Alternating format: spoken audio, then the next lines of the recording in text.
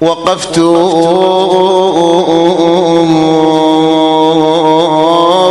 على دار الأحبة باكيا أشكو لها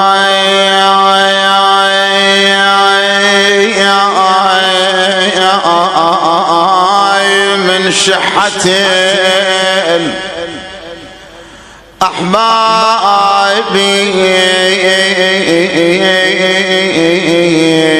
فناداني صائحا من بين جدرانها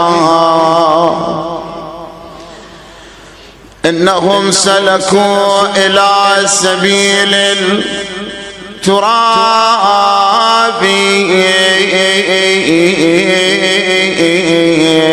وتوسدوا التراب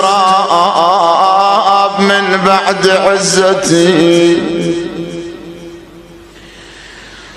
وبالأكفان بدلوا حلو الثياب وبالأكفان بدلوا حلو الثياب.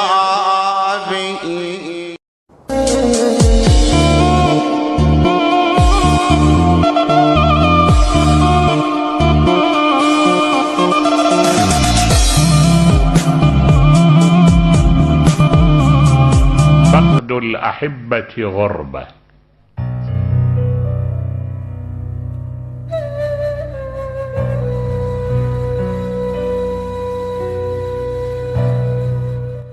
وصديق صحيح، الإنسان إذا فقد أحبائه فقد لداته، جماعة اللي يعيشوا وياهم إذا فقدهم يشعر الحياة تصبح بعينه، يشعر بغربة لا حدود لها، يعني تلفت يمنى ويسرى ماكو أحد.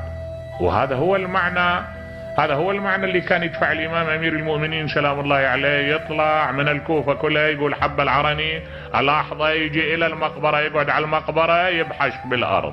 ها؟ ليش يعني يبحث بالأرض؟ يدور في بطن الأرض على من؟ يدور في بطن الأرض على أحبته لأن أخذهم التراب. نعم تراب أخذهم خلاص. مو يقول أحد الأدباء في الثرى من أحبتي ولداتي ظفر أبلج وفتح جليل. خلاص راح أخذهم التراب.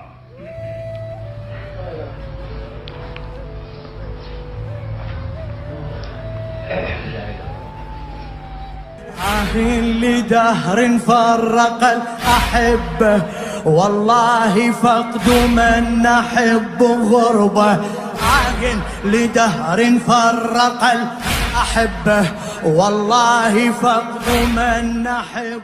برسايل بالدمع سباح قلبي من قطيع. ارجع يا سباح ارجع يا سباح. مكتوب لو يمك وصل جاوبني شخبار الأهل. طمني مرتاح طمني مرتاح.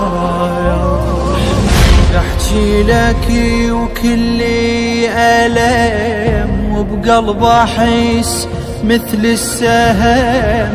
نظراتي لي وداع نظراتي لي وداع. رايح وعايف لي البكي واسمع من جروح الحكي. ضاع العمر ضاع العمر ضاع.